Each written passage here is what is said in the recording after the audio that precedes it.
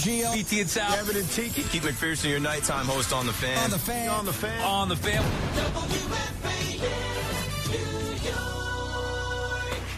It's WFAN Daily, hosted by Pete Hoffman.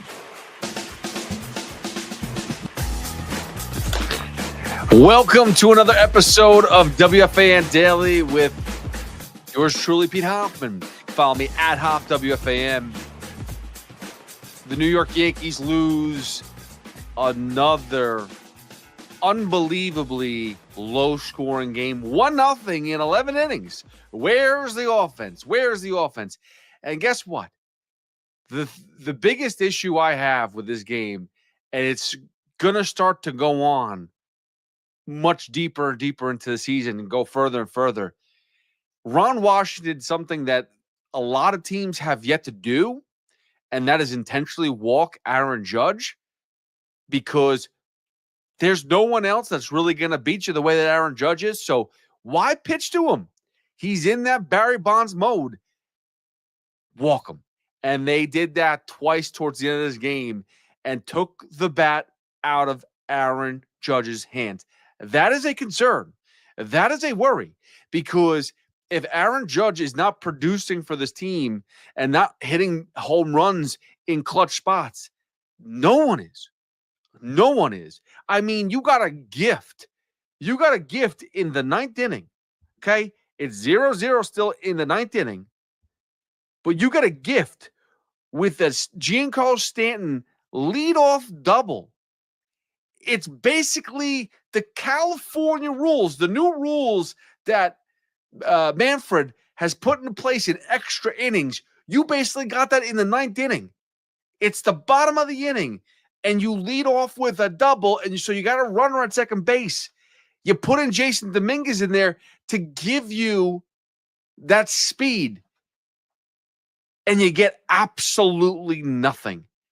You can't score a run. Jazz Chisholm, strikeout. Anthony Volpe, fielder's choice. And then Austin Wells, strikeout. I mean, you talk about an embarrassment in that ninth inning. And it was the whole game, really. There was just not enough offense. It was nothing. And it's been going on for 4 games now in a row, with 5 games if you want to count the Kansas City game. The last Kansas City game is they won 1-0 in Kansas City. But it's been 4 games in a row where they've lost. And there is concern here because you know, deep down inside, Yankee fans, you know this.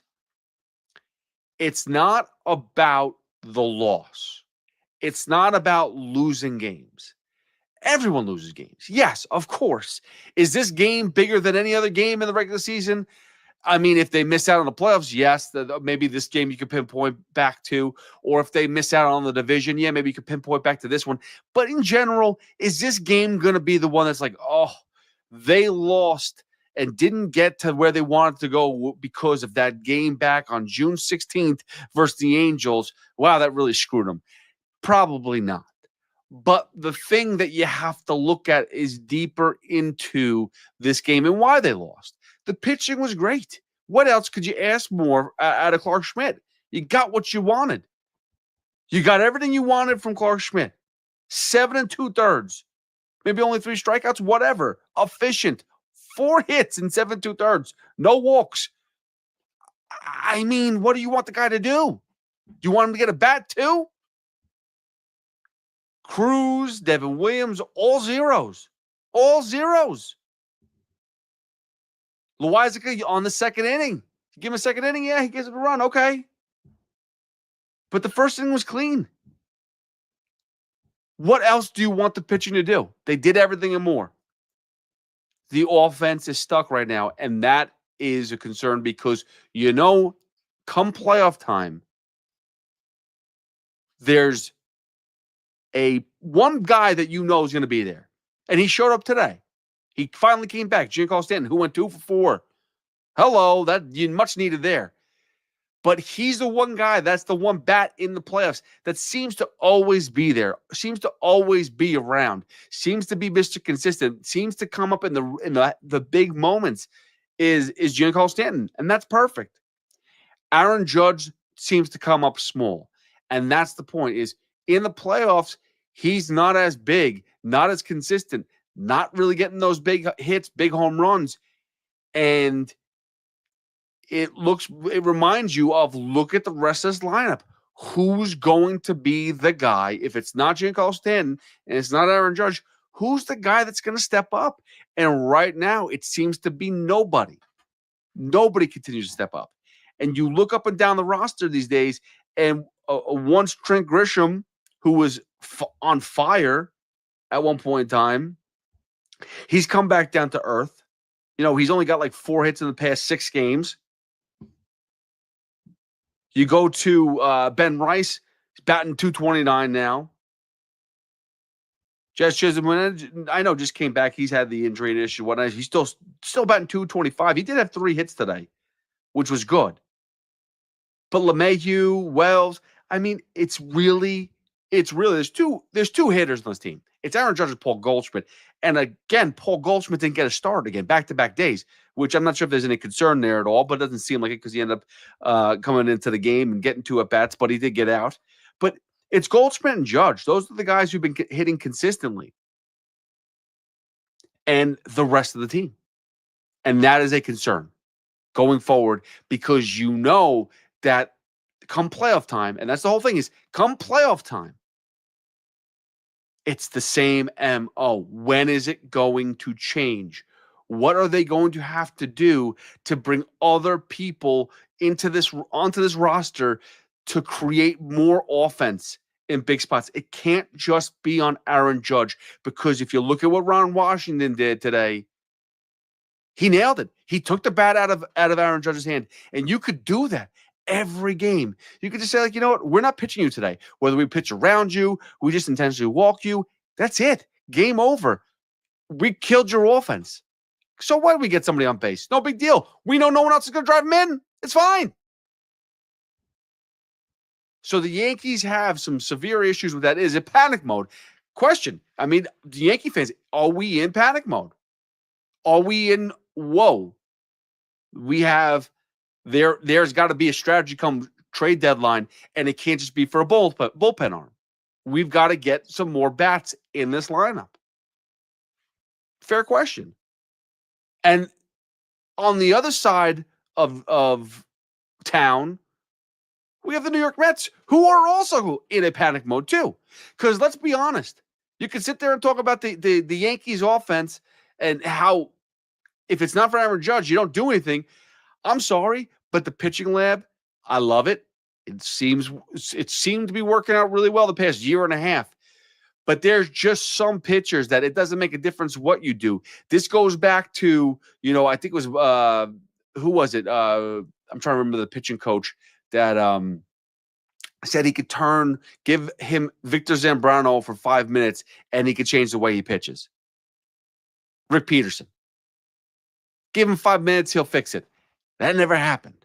Victor Zambrano was not a very good pitcher for the New York Mets.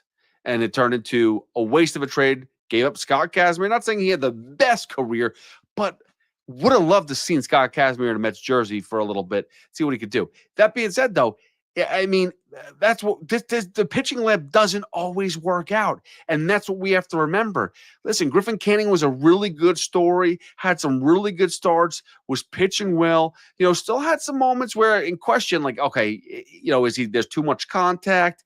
The A's game where when they're in Sacramento or wherever they're playing now, you sit there and go, you know what? Mendoza tried to give more and push more innings out of Griffin Canning, and he just can't go that far. There's a limit to him. Maybe he's just a 4 or 5 inning pitcher, and that's it, because once you get past a certain point, he's just garbage. Well, that's kind of what he's been like lately, except that we're not getting to the 5th or 6th inning. It's happening in the 4th inning. It's happening in the 3rd inning. And we're back to reality. Frankie Montas, I don't want to see that guy in the majors anytime soon, and he might get called up. I mean, he's definitely not ready. I looked at his numbers the other day. I think it was in 13 innings pitched. I believe his ERA is over 12. It's over 12. His whip is like 2.34. And you're going to bring this guy to the majors? You're going to call him in? You're about to face your rivals in the Braves, in the Phillies, and you're going to call in Frankie Montas. Why? First of all, somebody that no one asked for. No one was like, who would be a really good rebound, a really good project? Frankie Montas. That's the way to go. Nobody asked for it, but you got him. You brought him in here. But with these numbers, you're gonna call him up. Listen, I understand. You got guys like Tyler McGill. You got Paul Blackburn, who has been a bum since that first game he got called up with LA. He had a good 5 innings. That was fantastic. But now you've seen him in the bullpen, and he can't pitch out of the bullpen. But I don't also trust him in a regular season start anyway. I don't really trust Paul Blackburn, period. And that's the thing is there's a lot of guys that I don't trust and are getting starts. That's going to be the pitching rotation for a while. Remember, Kodai Senga is down for a little bit. Manaea's not back yet. Clay Holmes is only going 5 deep now for a while. I'm telling you right now, this has been going on for a little bit. And this is what I said. You can kill me over and over and over, but I said this in the beginning of the season. Clay Holmes is not a starting pitcher. He's an opener. And we're hitting that point now where it's proven he is an opener. He's going to get you as much length as possible, but that might only be 4 innings. That maybe he gets you 5. Maybe on a good day you get 5 innings out of Clay Holmes, but that's an issue because you can't run Clay Holmes out for 5 innings one day, Paul Blackburn out for a third of an innings because he sucks the next day. You can't run out Frankie Montas for an inning and 2/3 because he gives up 8 runs.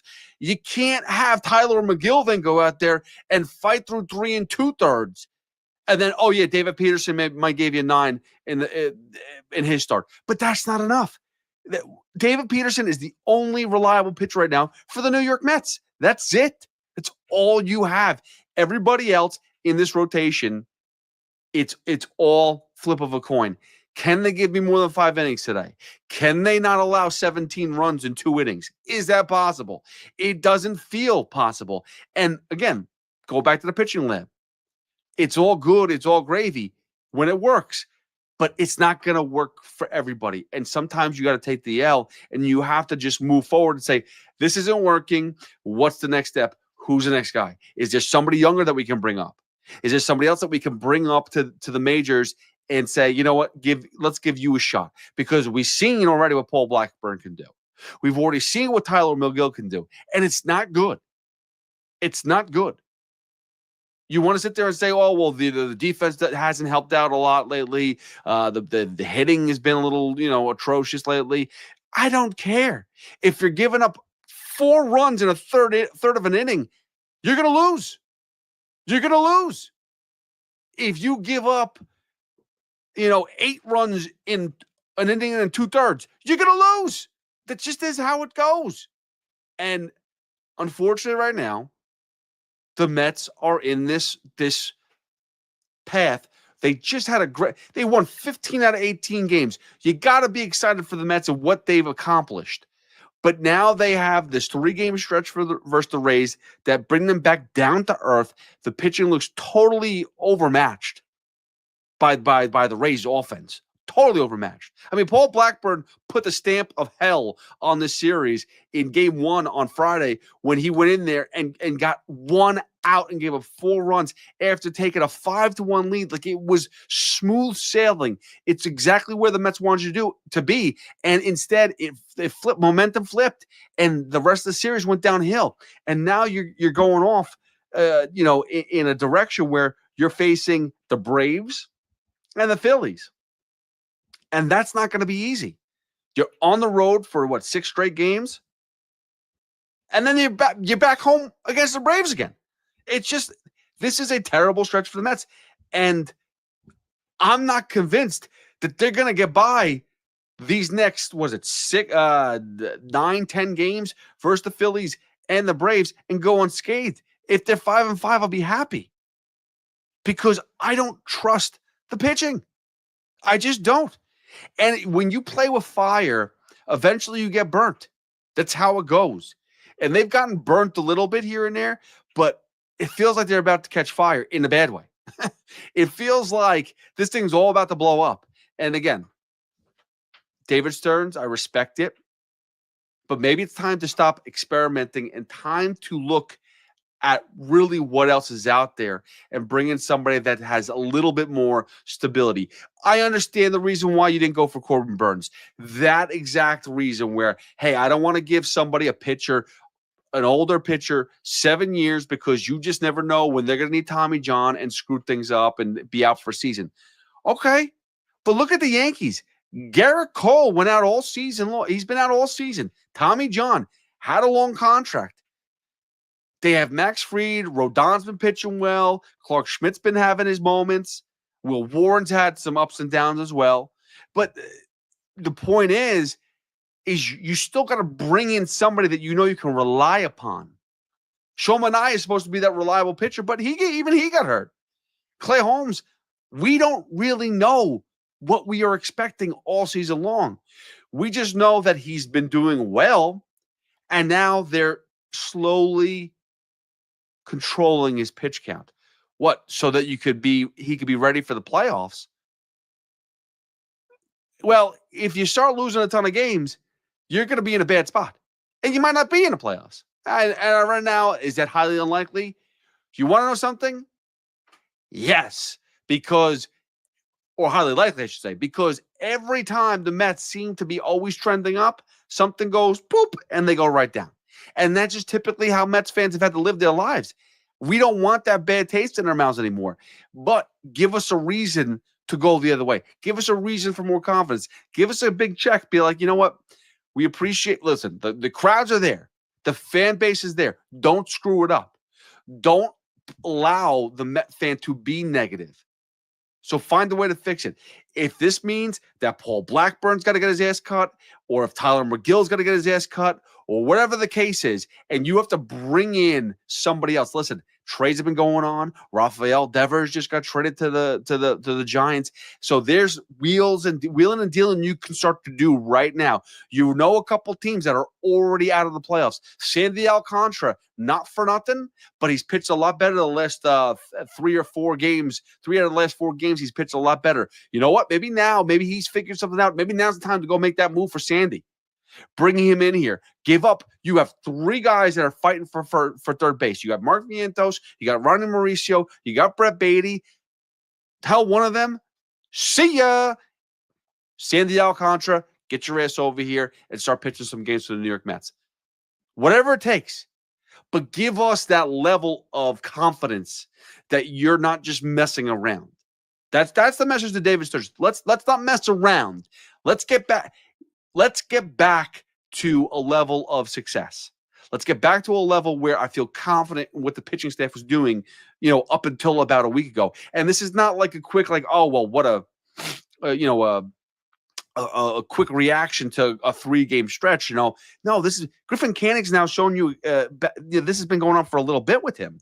Okay, let's go through Griffin Canning's past few starts. It ain't very sexy. All right, it sucks to say that. It sucks to say that Griffin Canning has had his issues, but it's the truth. As I can't open up his page right now. Let's see. Let's see. Let's go through Griffin Canning really quickly before we say goodbye because it's been pissing me off. I apologize for the delay in this. Right. 1, 2, 3, 4. Okay, here we go. Griffin Canning's last few starts. Let's go. So he did against the Dodgers 6 innings. That was great. That was June 4th. But the 2 before that, okay, May 23rd, 2 2/3, he got blown up. 4 walks. I don't remember how many hits he gave up, but his ERA was 10.13. So gave up over 3 runs in that 2 2/3 innings. Then versus the White Sox, he goes 3 innings, gives up another 3 runs, loses the game. Versus Washington, 5 1/3, but still gave up about 3 or 4 runs. And then versus Tampa the other day, he just got shelled. You're talking about 4 out of the last 5 starts, Griffin Canning has looked like absolute crap. So please, this is not a small sample size. This is not something that we're sitting here and going, oh, well, you're just panicking from a week or a bad weekend. No, this is 4 bad starts. by Griffin Canning. 4 of his last 5 starts. And we can go through Tyler McGill's numbers. They're just never good. Okay? And like I said, Clay Holmes has started to come back down to earth too. So you got a bunch of pitchers who are now starting to come back to earth, and that's scary because the hitting wasn't there this weekend. All right. Enough. We'll get back to it tomorrow. Let's see what happens with the games. But for now, I appreciate you guys for checking this out. Again, it's Pete Hoffman with you on WFAN Daily. Tune in to Boomer Geo, BT and Sal, Evan and Tiki, everybody. They're going to be talking about this stuff all day. So definitely go check them out on WFAN or the Odyssey app, where you can find any cool podcast if you'd like to, even the Rico Brony. This is where you can find WFAN Daily or any place that you download to get your podcast. So I appreciate that. Again, I will be on air Saturday mornings, like I always am, between 2 and 5 a.m. And you can always follow me at Hoff WFAN. Until next time, I will see you later. Thank you for listening and watching.